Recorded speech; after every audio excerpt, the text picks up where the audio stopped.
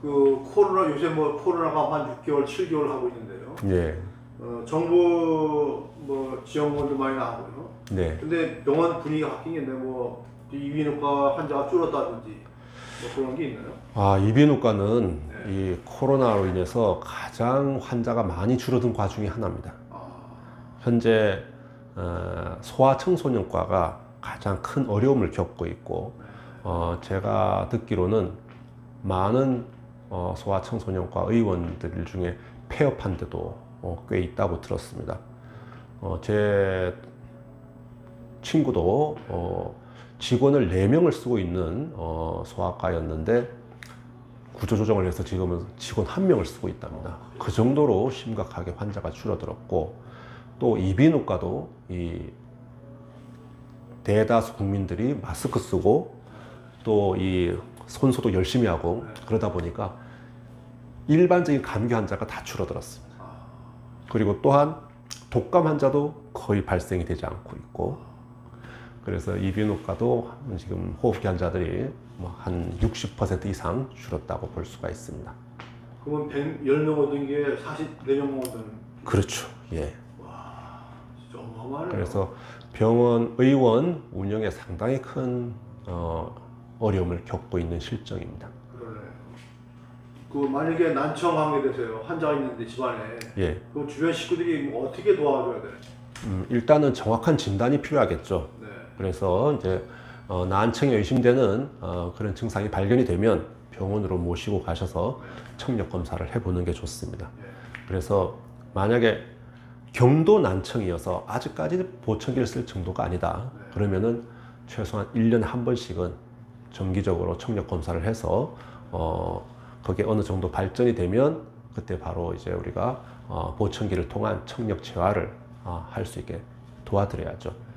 그리고 이제 또 의사소통이 중요하니까 이제 그 청력이 떨어져 있는 사람들의 고충을 가족들이 이해를 해줘야 됩니다.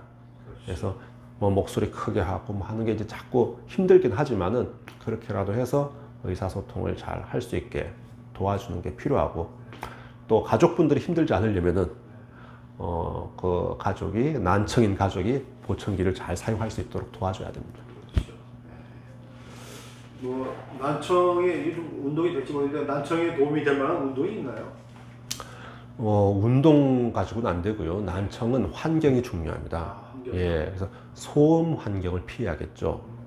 그래서 이제 청소년기에 너무 이어폰, 헤드폰을 크게 듣는다든가, 아니 요새는 일반 그 사회인들도 전철 타고 이러면 전부 다 귀에 꽂고 있죠.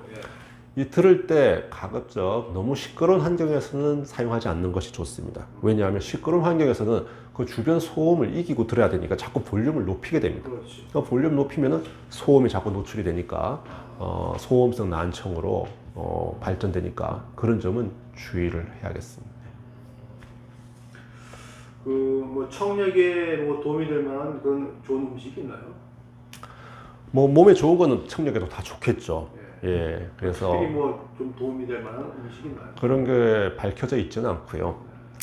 다만 영양 성분을 골고루 섭취해서 몸의 전반적인 건강 상태를 잘 유지하는 게 좋겠고, 또 과로나 스트레스 이런 것들을 잘 관리하는 것이 중요하겠습니다. 아니면 뭐 거꾸로 뭐 주의할 음식이 있나요? 주의할 음식은요. 여기서 뭐 술을 많이 먹는다든지 그런 거는 뭐 괜찮나요?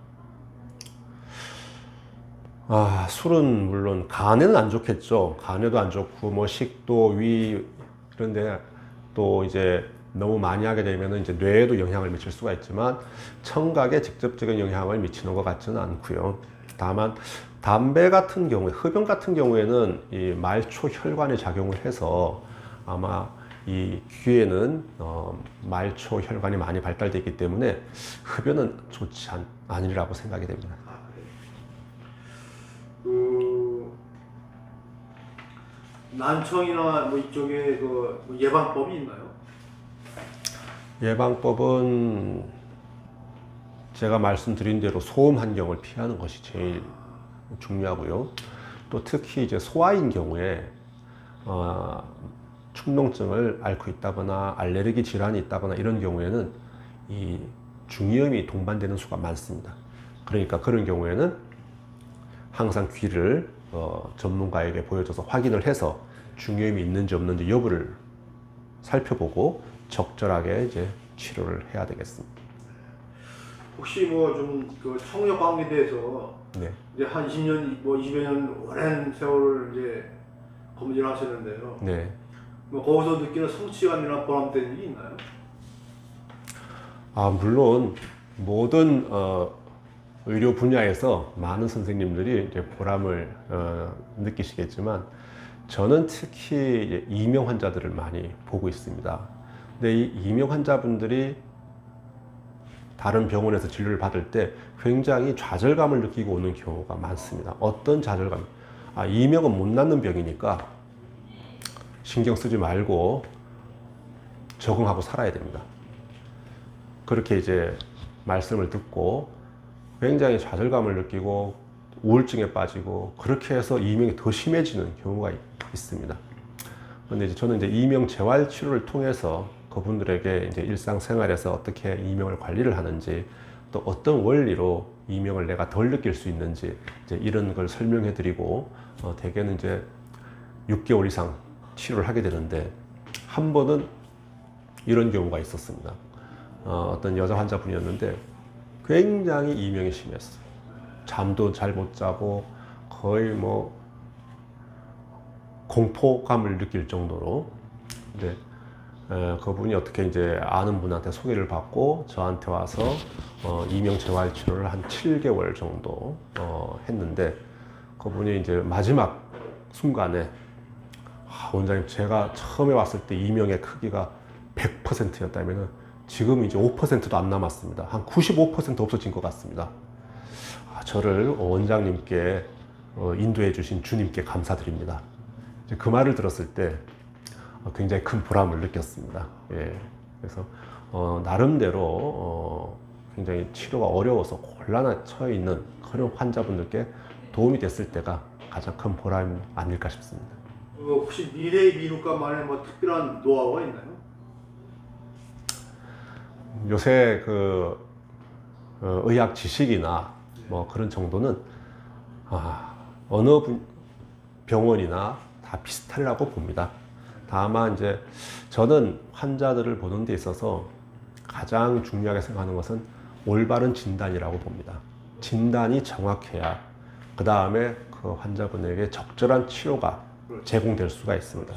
그런데 애초에 진단이 잘못 내려지면은 아무리 좋은 약을 써도 방향이 틀리기 때문에 제대로 치료가 될 수가 없습니다. 그래서 저희 병원에는 웬만한 이제 검사 장비를 보유하고 있고 그런 검사들을 통해서 정확한 진단 내리기 위해서 제가 노력을 많이 하고 있습니다.